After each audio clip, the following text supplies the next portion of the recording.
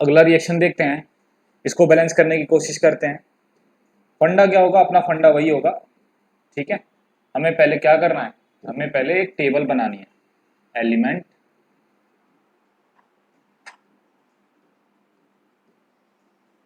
दूसरा कॉलम होगा रिएक्टेंट का और तीसरा कॉलम होगा प्रोडक्ट का, ठीक है। एक टेबल बनानी है हमें एलिमेंट, रिएक्टेंट एंड प्रोडक्ट की। अब क्या करेंगे, अब जितने भी एलिमेंट्स उनको लिख दीजिए, जितने भी एलिमेंट्स उनको लिख दीजिए। एलिमेंट्स कौन कौन से हैं, आयरन है, हाइड्रोजन है एंड ऑक्सीजन है। अब ध्यान से देखिए यहाँ पर आयरन कितना है रिएक्टेंट साइड, आयरन कितना एटम है, आयरन का एक ही एटम है, यहाँ 1 लिख दीजिए। हाइड्रोजन के कितने एटम है, 2 एटम है, 2 लिख दीजिए। ऑक्सीजन का कितना एटम दिख रहा है, H2O में ऑक्सीजन कितना एटम है, एक ही है, 1 लिखिए। उसके बाद आते हैं प्रोडक्ट साइड पर। प्रोडक्ट साइड में आप देखिए आयरन कितना है, आयरन 3 है। वहीं अगर हम हाइड्रोजन की बात करें तो हाइड्रोजन 2 है और ऑक्सीजन की बात करें तो ऑक्सीजन क्या है, 4 है, ठीक है। अब लिख लिया। अब लिखने के बाद देखिएगा हाइड्रोजन दोनों साइड बराबर है, रिएक्टेंट साइड जितना है उतना ही प्रोडक्ट साइड भी है, 2 and 2।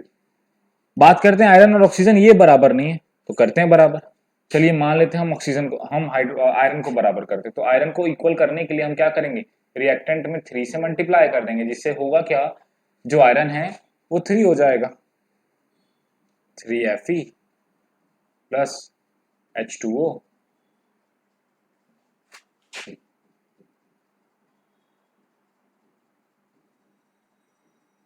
यहाँ पर ध्यान दीजिए, जैसे हमने रिएक्टेंट में 3 से मल्टीप्लाई किया, यहाँ पर आयरन के आगे हमें क्या पुट कर देना है, 3 पुट कर देना है।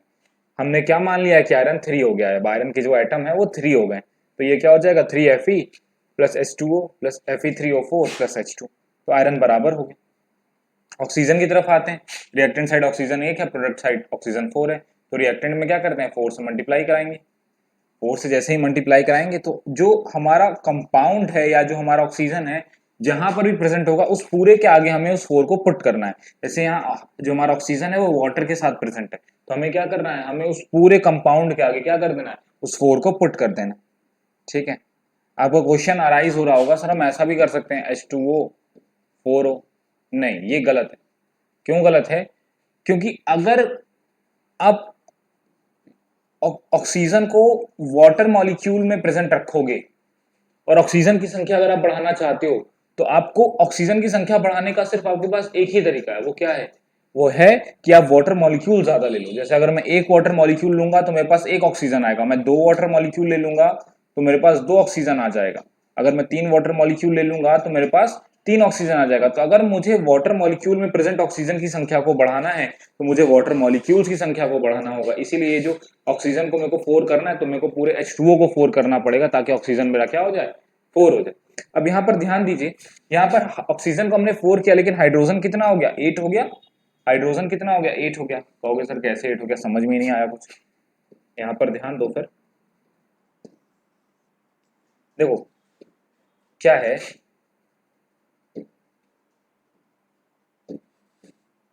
क्या है यहाँ पर, अगर 4H2O है तो क्या मतलब है इसका, 4H2O का मतलब है क्या, 4H2O का मतलब है कि 4 वाटर मॉलिक्यूल्स, कितने water molecules, 4 water molecules.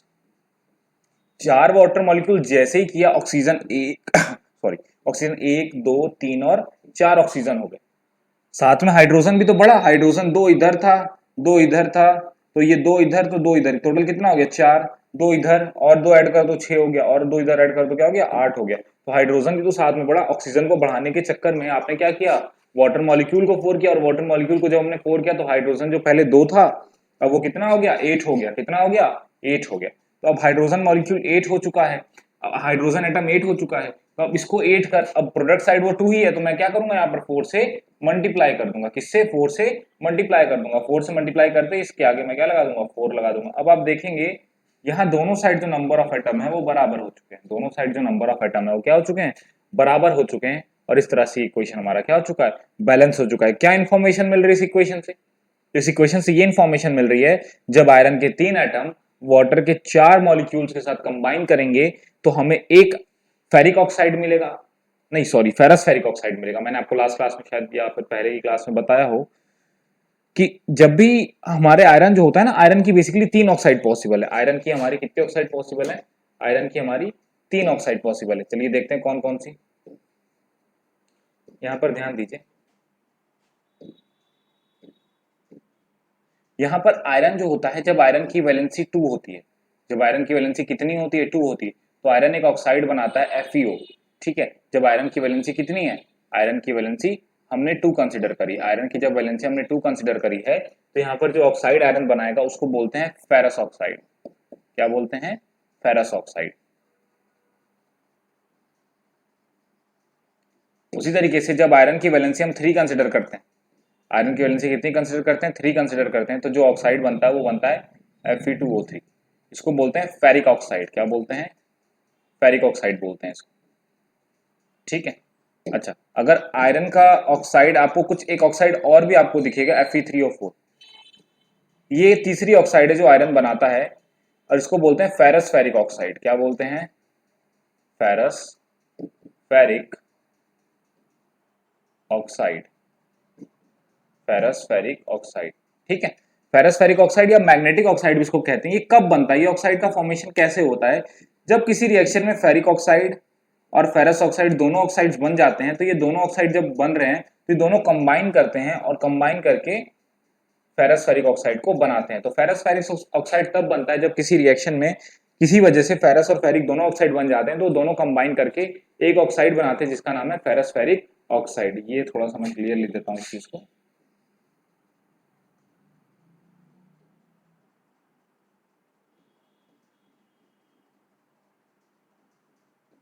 Ferrous ferric oxide. ठीक है, अच्छा, ये हो गई हमारी बैलेंसिंग, और ये हम आयरन के ऑक्साइड्स के बारे में भी हमने बात कर ली कि आयरन की 3 ऑक्साइड्स पॉसिबल है।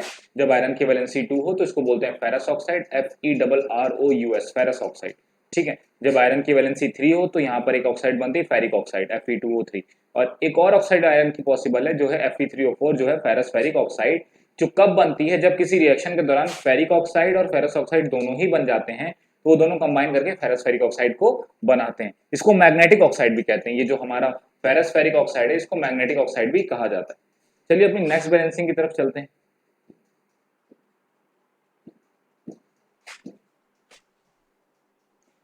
जो हमारी नेक्स्ट बैलेंसिंग है, वो हमारी नेक्स्ट जो बैलेंसिंग है वो हमारी किस पर है? यहाँ पर देखिए, यहाँ पर एक हमारा HNO3 नाइट्रिक एसिड है। ठीक है, यहाँ पर ये कैल्शियम हाइड्रोक्साइड के साथ कंबाइन कर रहा है और हमारा कैल्शियम नाइट्रेट और वाटर बन रहा है। चलिए तो इसको बैलेंस करने की कोशिश करते हैं। यहाँ पर वही सेम काम, अब इसको शॉर्ट लिखूंगा मैं, बार बार एलिमेंट रिएक्टेंट प्रोडक्ट नहीं लिखूंगा मैं। एलिमेंट के लिए E, रिएक्टेंट के लिए R और प्रोडक्ट के लिए P सिंबल का यूज करूंगा, और इसको बोलते हैं ERP टेबल। ठीक है, इन शॉर्ट ERP टेबल में बनाऊंगा। अब यहाँ पर ध्यान दीजिए, एलिमेंट्स कौन कौन से हमारे पास? हमारे पास एलिमेंट्स है हाइड्रोजन, नाइट्रोजन, ऑक्सीजन, कैल्शियम। अच्छा, यहाँ पर ऑक्सीजन आया, फिर यहाँ पर भी ऑक्सीजन आया, तो ऑक्सीजन 2 बार लिखने की जरूरत नहीं है। आपने एक बार ऑक्सीजन लिख दिया तो यानी आपने बता दिया कि आपने ऑक्सीजन को काउंट कर लिया। आपको एक ही बार लिखना है, हर एलिमेंट को 2 बार नहीं लिखना। ठीक है, तो यहाँ से क्या हो गया? ये हमारा हाइड्रोजन कितना है रिएक्टेंट साइड? एक हाइड्रोजन यहाँ पर है, और यहाँ कितना हाइड्रोजन है? देख के बताओ यहाँ कितना हाइड्रोजन है? तो यहाँ हाइड्रोजन है 2। कैसे 2 है? देखिए सिंपल सी बात है, CaOH का होल ट्वाइस ऐसे लिखा हुआ है यहाँ पे, ये लिखा हुआ है। इसका मतलब क्या है? इसका मतलब क्या है?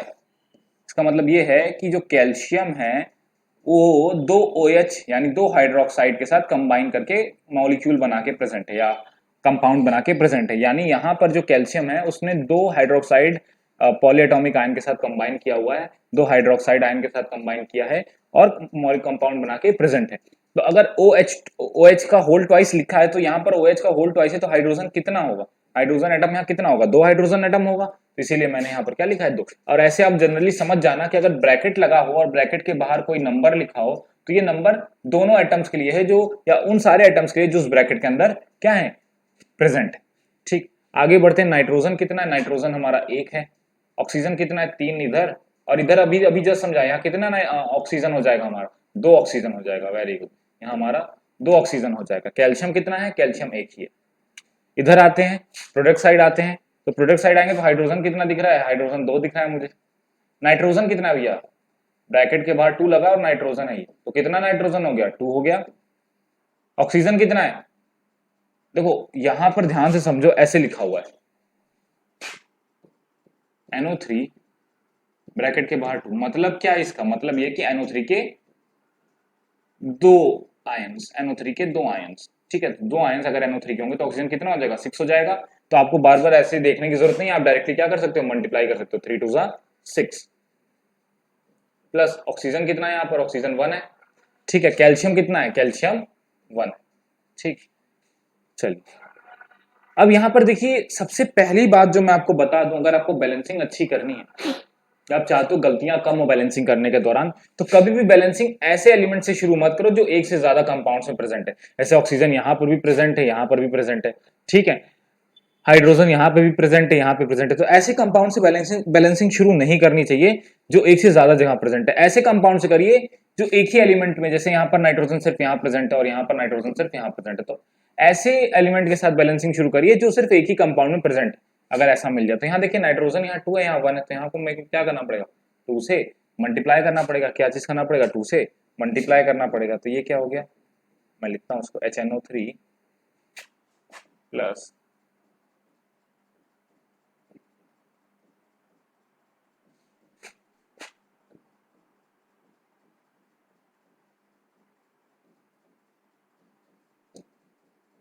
अब मैंने क्या किया था, मैंने प्रोडक्ट्स रिएक्टेंट साइड नाइट्रोजन में 2 से मल्टीप्लाई किया, तो नाइट्रोजन कहाँ प्रेजेंट है, यहाँ इस कंपाउंड में नाइट्रोजन प्रेजेंट है, इस पूरे कंपाउंड के आगे 2 लगा दी। 2 लगाती क्या होगा, आपका हाइड्रोजन भी इधर का क्या हो जाएगा, इधर का हाइड्रोजन जो होगा वो 2 हो जाएगा। उसके बाद ऑक्सीजन यहाँ जो 3 था वो कितना हो जाएगा, 6 हो जाएगा, ठीक, गुड। अब हम आगे चलते हैं, हमने क्या कर दिया, हमने बैलेंस कर दिया किसको, नाइट्रोजन को। अब यहाँ देखिए, यहाँ हाइड्रोजन 2 + 2 कितना हो गया, 4 हो गया। टोटल कितना हो गया, 4 हो गया, 2 + 2। अच्छा, प्रोडक्ट साइड कितना हाइड्रोजन है, 2 ही है, तो मैं क्या करूंगा यार, 2 से मल्टीप्लाई करा दूंगा। 2 से मल्टीप्लाई कराते ही यहाँ पर मैं 2 लगा दूंगा, और यहाँ 2 लगाते ही ये जो ऑक्सीजन है वो भी कितना हो गया, यहाँ पर डबल हो गया, ट्वाइस हो गया। अच्छा, अगर आप नोटिस करिए, अब सब कुछ बैलेंस हो चुका है। हाइड्रोजन 4, नाइट्रोजन 2, यहाँ पर भी 2, 6 + 2 oxygen 8 reactant side, 6 + 2 oxygen 8 product side, calcium 1 reactant side, calcium 1 product side. पूरी इक्वेशन क्या हो गई आपकी, बैलेंस हो गई। आपने एक चीज नोटिस करी होगी, जो एलिमेंट्स जो एक से ज्यादा कंपाउंड प्रेजेंट थे, उनको बैलेंस करने अगर आपने शुरू कर दिया पहले, तो आप अटक जाओगे बीच में कहीं जाकर, ठीक है। तो उनको आपको पहले लेके नहीं चलना है, आपको पहले ऐसे एलिमेंट्स को लेके चलना है जो सिर्फ एक ही कंपाउंड में प्रेजेंट है, जैसे नाइट्रोजन प्रेजेंट था। तो उससे अगर आप बैलेंसिंग शुरू करते हो तो आप ये देखोगे कि अल्टीमेटली जाकर के कहीं ना कहीं वो जो एलिमेंट्स जो कई सारे कंपाउंड में प्रेजेंट थे वो अपने आप बैलेंस हो जाएंगे। जैसे यहाँ पर ऑक्सीजन अपने आप बैलेंस हो गई, हमें करने की जरूरत नहीं पड़ी। अपना नेक्स्ट क्वेश्चन की तरफ बढ़ते हैं, इसको नोट कर लीजिएगा आप लोग। मैं हट जाता हूँ साइड, आप एक बार इसका स्क्रीनशॉट ले लीजिए, इसको नोट कर लीजिए, ठीक है, और खुद से सॉल्व करिएगा। मैं इसको क्लीन कर देता हूँ, क्वेश्चन नोट करके इसको खुद से करिए, ठीक है। क्वेश्चन नोट करके खुद से करिएगा, सॉल्यूशन तो आपने ले ही लिया होगा। चलिए अपने नेक्स्ट क्वेश्चन की तरफ बढ़ते हैं। अब देखिए, हमारा बैलेंसिंग तो हो गया यहां पर। अभी क्या है यहां पर, कभी कभी क्या होता है, हम अपने रिएक्शंस को ज्यादा इंफॉर्मेटिव बनाने के लिए ना कुछ सिंबल्स का यूज करते हैं। जैसे आपको यहां दिख रहा होगा, आपको यहां पे दिख रहा होगा, मैंने क्या यूज किया, मैंने इस रिएक्शन में आयरन के बाद S लगाया है, H2O के बाद G लगाया है, Fe3O4 के बाद S लगाया है, और H2 के बाद S लगाया। क्या मतलब इन सिंबल्स का, क्या बता रही हैं, ये बताते हैं कि वो हमारा एलिमेंट या वो हमारा कंपाउंड किस स्टेट में प्रेजेंट है। क्या वो सॉलिड स्टेट में प्रेजेंट है, क्या वो लिक्विड में प्रेजेंट है, क्या वो गैसियस में प्रेजेंट है, या वो एक्वस फॉर्म में। ये हमें अपने एलिमेंट या कंपाउंड के स्टेट की इंफॉर्मेशन देते हैं। हम जब भी कभी कभी क्या होता है, कभी कभी केमिकल रिएक्शन जब हम कर रहे होते हैं, तो जैसे अब क्या होता है ना, वाटर से जब हम रिएक्शन कराते हैं तो वाटर 2 फॉर्म में रिएक्ट करता है। पहला होता है वाटर जो कि लिक्विड फॉर्म होता है, और कभी कभी वाटर जो होता है वो स्टीम फॉर्म में भी रिएक्ट करता है। जैसे अगर आयरन वगैरह है ना, आयरन वगैरह जो होते हैं वो वाटर के लिक्विड फॉर्म से रिएक्ट नहीं करते, वो वाटर के स्टीम फॉर्म से रिएक्ट करते हैं। तो स्टीम को हम कैसे रिप्रेजेंट करेंगे, सॉरी यहाँ पर एस लिख दिया मैंने, यहाँ जी से हम स्टीम को कैसे रिप्रेजेंट करेंगे, H2O G लिखा है, इसका मतलब आप समझ जाइए यहाँ पर ये वाटर की बात नहीं हो रही, यहाँ पर बात हो रही है स्टीम की। किसकी बात हो रही है, स्टीम की, यानी वाटर का वेपर फॉर्म,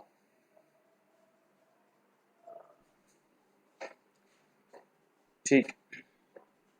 नहीं समझ पा रहा क्या बोल रहा हूँ। पॉज कर। अच्छा, पॉज कर दो ना वीडियो अब, क्या तो